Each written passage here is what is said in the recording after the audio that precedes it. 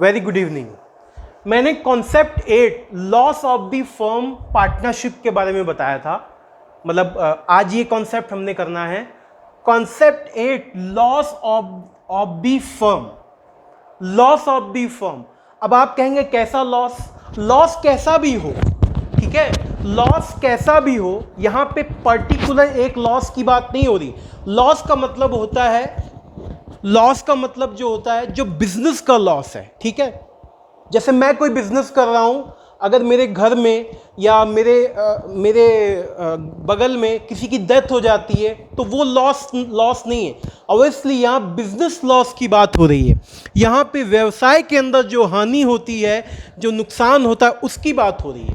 तो ये जो कॉन्सेप्ट 8 है वो हमको क्या बताता है? ये जो कॉन्सेप्ट 8 है वो बताता है कि लॉस ऑफ द फर्म, जब किसी फर्म में लॉस होंगे, जब किसी फर्म में फाइनेंशियल क्राइसिस होंगे, प्रॉब्लम्स होंगी, तब हम क्या करेंगे, उस वक्त हमको क्या स्टेप लेना होगा। ये बहुत इंपॉर्टेंट कॉन्सेप्ट है जो मुझे आज आपको कराना है। ये बहुत ही इंपॉर्टेंट कॉन्सेप्ट है जो मुझे आपको आज कराना है। तो कॉन्सेप्ट क्या है? कि कॉन्सेप्ट ये है, पहला पॉइंट, इसमें पहला पॉइंट हम देखते हैं कि इफ फर्म इनकर मतलब किया हुआ losses during the year. During the year का मतलब, पहला पॉइंट हम समझते हैं, ड्यूरिंग द ईयर का मतलब 1 अप्रैल 31 मार्च, जो हमारा अकाउंटिंग ईयर होता है, जो हमारा अकाउंटिंग ईयर होता है, जिसको हम लोग फाइनेंशियल ईयर भी बोलते हैं,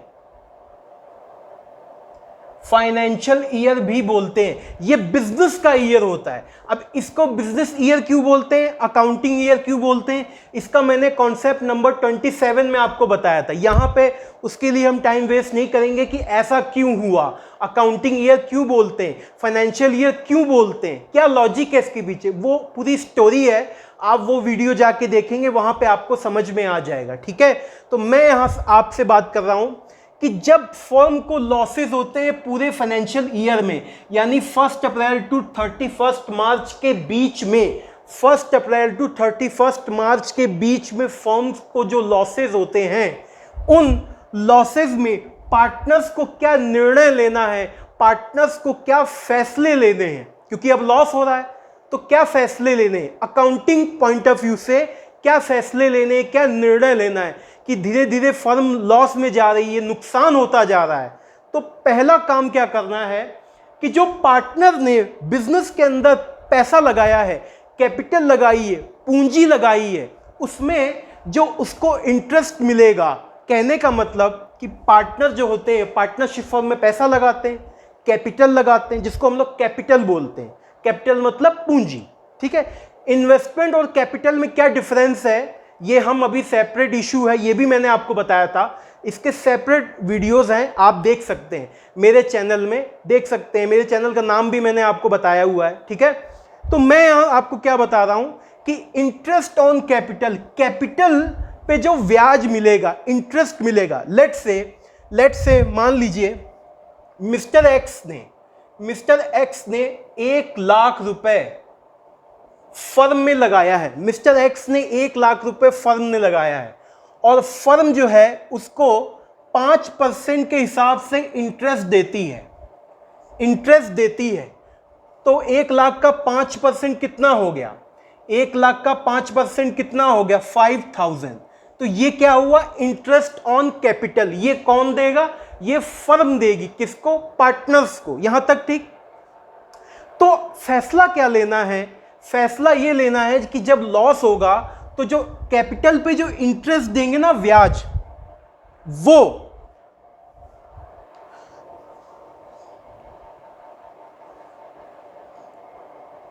वो ब्याज जो है उसको रोक दिया जाएगा। नीदर अलाउ एनी, मतलब उसको रोक दिया जाएगा, उसको ब्याज नहीं दिया जाएगा, पार्टनर्स को इंटरेस्ट पे कैपिटल नहीं दिया जाएगा। ऐसा नहीं कह रहे हैं कि कभी नहीं देंगे, लेकिन जब तक लॉसेस हो रहे हैं, जब तक नुकसान हो रहे हैं, तब तक till the losses are incurred, but whenever the firm has the firm has obtained some profit then it will be continue as per the agreement. यानी कि जब कभी भी लॉस से प्रॉफिट होना शुरू होगा तो कैपिटल पे इंटरेस्ट आपको मिलेगा। तो पहला फैसला क्या लेना है कि कैपिटल पे जो इंटरेस्ट है वो रोका जाए, ठीक है ना, क्योंकि लॉस ऑलरेडी हो रहा है और उसके बाद हम ये ब्याज देते रहेंगे तो प्रॉब्लम और बढ़ती जाएगी, ठीक है, और लॉस और बढ़ता जाएगा, ठीक है, तो उसको रोक देंगे। दूसरा फैसला क्या देना है कि पार्टनर्स तनख्वाह लेते हैं, सैलरी लेते हैं, वेतन लेते हैं। आप कहेंगे बिजनेस में पैसा लगाया, होता क्या है, पार्टनरशिप फर्म के अंदर आपको पता है पार्टनरशिप एक्ट 1932 एप्लीकेबल होता है। तो पार्टनरशिप के अंदर ये जो तनख्वाह है, पार्टनर्स जो प्रॉफिट होता है ना, जो लाभ होता है, जो प्रॉफिट होता है पार्टनरशिप बिजनेस से, उसमें वो अपनी सैलरी लेते हैं। आप कहेंगे नहीं वो तो प्रॉफिट में हिस्सा लेते हैं, प्रॉफिट में हिस्सा लेते हैं, ठीक है ना, आपने हमेशा यही सीखा है कि प्रॉफिट में हिस्सा लेते हैं, बट पार्टनर्स को तनख्वाह भी मिलती है, ठीक है, वो सैलरी वेतन के तौर पे ये पार्टनरशिप के अंदर लेते हैं। जैसे आपने देखा होगा कई पार्टनरशिप फर्म्स के अंदर इनको 25,000 सैलरी मिल रही, इनको 30,000 मिल रही, इसको 15,000 मिल रही। वो सारे पार्टनर्स है जिनका जैसा रेशियो है, ठीक है, जिनका जैसा रेशियो है। रेशियो मतलब अनुपात, किस मतलब अनुपात मीन्स किस बेसिस पे उनको, किस रेशियो में उनको, यानी किस अनुपात में उनको प्रॉफिट मिलेगा। तो जो सैलरी होती है वो पार्टनर्स को दी जाती है, पार्टनर्स को सैलरी दी जाती है। पार्टनरशिप फर्म जो है वो तनख्वाह देती है, वेतन देती है, ठीक है ना, पार्टनर्स को वेतन देती है।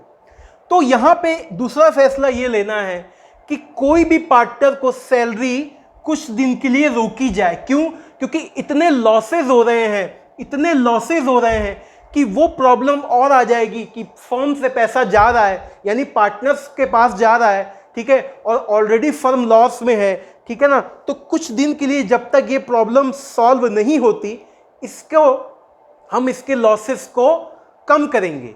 लॉसेस को कम करने के लिए जो सैलरी है पार्टनर की वो अभी रोक देंगे। तो ये दो फैसले लेने हैं, मेन ये दो फैसले लेने हैं। और सेकेंड पॉइंट कहता है also there is no profit to be appropriated, such profit and loss appropriation account will not be prepare. अब आप ये जानते हैं कॉन्सेप्ट 8 के अंदर जब फर्म को लॉस हो रहा है, नुकसान हो रहा है, तो ऑब्वियसली कोई प्रॉफिट तो है नहीं। तो कोई प्रॉफिट नहीं है तो एप्रोप्रिएशन का लॉजिक भी नहीं है, क्योंकि जब कुछ है ही नहीं तो देंगे कहां से, ठीक है। तो जब दे नहीं पाएंगे तो देना, मैंने आपको सिखाया था खाने की प्लेट, एप्रोप्रिएशन। एप्रोप्रिएशन मतलब बांटना। तो जब कुछ है ही नहीं बांटने के लिए, तब हमको क्या करना पड़ेगा, एप्रोप्रिएशन नहीं बनाना होगा। तो इसी वजह से हम एप्रोप्रिएशन को नहीं बनाएंगे। तो यहां पे सेकंड पॉइंट ये कहता है कि also there is no profit, कोई लाभ है ही नहीं, appropriation such profit and appropriation account will not be prepare, कोई ज़रूरत नहीं है, क्योंकि कोई प्रॉफिट नहीं है तो एप्रोप्रिएशन यानी डिस्ट्रीब्यूशन बनाने की ज़रूरत नहीं है, ठीक है। लेकिन आप ये बात जानते हैं कि लॉस तो हो ही रहा है, तो loss will be distributed through profit and loss account, ठीक है। आप ये कहेंगे कि जो एप्रोप्रिएशन होता था वो जनरली प्रॉफिट के डिस्ट्रीब्यूशन के लिए बनाते थे, ठीक है ना, एप्रोप्रिएशन। लेकिन यहां पे क्या है, क्योंकि फर्म इतने लॉस में चल रही है तो हम एप्रोप्रिएशन को ओपन नहीं करेंगे, नहीं बनाएंगे। हाँ, जो प्रॉफिट एंड लॉस है वो हम उसके प्रॉफिट एंड लॉस में डेबिट में हम फर्म का जो लॉस हो रहा है, फर्म का जो नुकसान हो रहा है, वो हम डेबिट करते जाएंगे। हम एप्रोप्रिएशन नहीं बनाएंगे क्योंकि अभी बार बार लॉसेज हो रहे हैं। तो इस कॉन्सेप्ट के अंदर हमको क्या सीखना था, इस कॉन्सेप्ट के अंदर हमको ये दो बातें सीखनी थी कि किस तरीके से जब फर्म में लॉस होगा तो हमको क्या फैसले लेने। ये क्या है, ये फैसले हैं, ये निर्णय है, ये डिसीजन लेने हैं। और फिर उसके बाद हमको करना क्या है, हमको एप्रोप्रिएशन नहीं बनाना है। क्यों? क्योंकि कोई कुछ भी एप्रोप्रिएट करने के लिए हमारे पास है ही नहीं, इसलिए हम इसको प्रॉफिट एंड लॉस में डेबिट कर देंगे। क्यों? क्योंकि हमारा नुकसान है, लॉस है, घाटा है, ठीक है। तो ये दो बातें मुझे आपको बतानी थी इस कॉन्सेप्ट के अंदर। तो ये कॉन्सेप्ट नंबर 8 है जो हमारा बताता है कि फर्म को जब लॉस हो तब हमको क्या करना है। ठीक है, तो ये 2 पॉइंट आप समझेंगे, लिखेंगे, इसके नोट्स बनाएंगे। ठीक है, कॉन्सेप्ट 8 बहुत इंपॉर्टेंट है, आपको ये फैसला लेना है। ठीक है, तो ये 2 पॉइंट आप समझें और इसको नोट करें। आज के लिए मैं इतना ही बताऊंगा, उसके बाद हम अगले कॉन्सेप्ट्स की तरफ चलेंगे, उसके कुछ क्वेश्चंस भी हम करेंगे। ठीक है, तो ये कॉन्सेप्ट आई होप आपको समझ में आया होगा। आप इसको नोट करें, अच्छे से इसके नोट्स बनाएं और एक एक बात को बहुत बारीकी से, ध्यान से, लॉजिकल चीज़ों को आप समझें। एक एक पॉइंट, एक एक वर्ड, एक एक कॉमा, फुल स्टॉप भी आप अच्छे से समझें।